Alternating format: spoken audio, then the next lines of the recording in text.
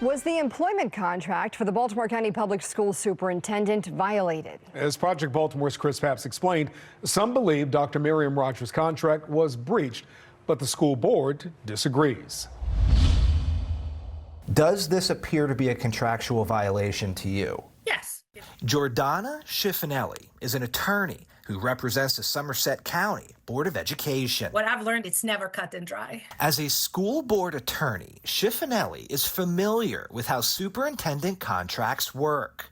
She's been following Project Baltimore's recent reporting concerning potential contract violations regarding Baltimore County Public Schools Superintendent Dr. Myriam Rogers. And while Schifanelli feels Rogers' contract has been breached, she's not surprised the Baltimore County Board of Education is not holding anyone accountable. Dr. Rogers became superintendent in July 2023. According to her contract, she must relocate to Baltimore County within 1 year of beginning her term, unless extended by the board in writing. But that did not happen. Rogers, according to BCPS, did not move to Baltimore County until the fall of 2024. Project Baltimore filed a public records request for the written approval Rogers received to extend the residency requirement of her contract. BCPS replied, "There are no responsive records," meaning there is no written approval. The terms of her contract were not followed. She probably violated some of the provisions of her contract.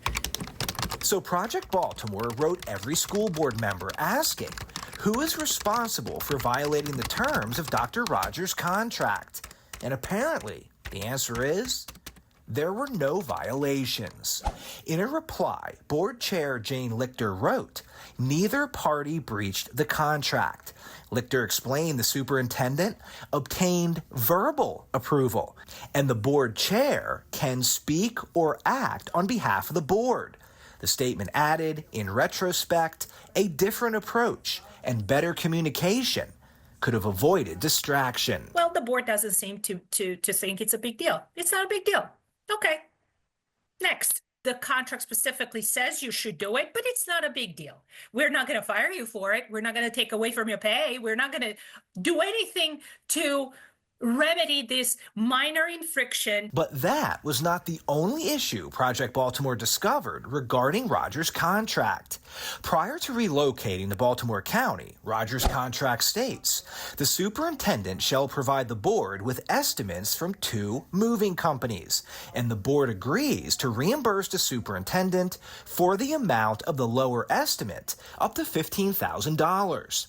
Fox 45 News obtained the 2 moving expense estimates, but they were never submitted to the entire board, and the board never voted to reimburse Rogers. Our next item. But her moving expenses were approved by the then board chair, Tiara Booker Dwyer. Concerning the moving expenses, Lichter explained in the board statement, there was no breach of contract, but added sending the full board copies of the moving expense estimates so everyone would be on the same page may have been helpful. They only have one person to manage. That is the superintendent. So they should be monitoring the behavior and performance on all kind of different levels, in addition to what's in the particular contract. Schifanelli told Fox 45 News, violations regarding the terms of a superintendent's contract are largely viewed by school boards in 2 ways. Is the violation considered material, meaning essential to the position, or non-material, meaning it's of less importance? The difference, according to Schifanelli, is largely up to the board's discretion. In other words, the board can decide what parts of a superintendent's contract it wants to enforce and what parts it doesn't. Is it material that she doesn't reside in the county where she works? For this board, sounds like, not a big deal. If the school board decides which contractual obligations of the superintendent will be enforced, keep in mind it's the voters who decide a majority of the school board members. The next election is 2026. I'm Chris Pabst, and this is Project Baltimore.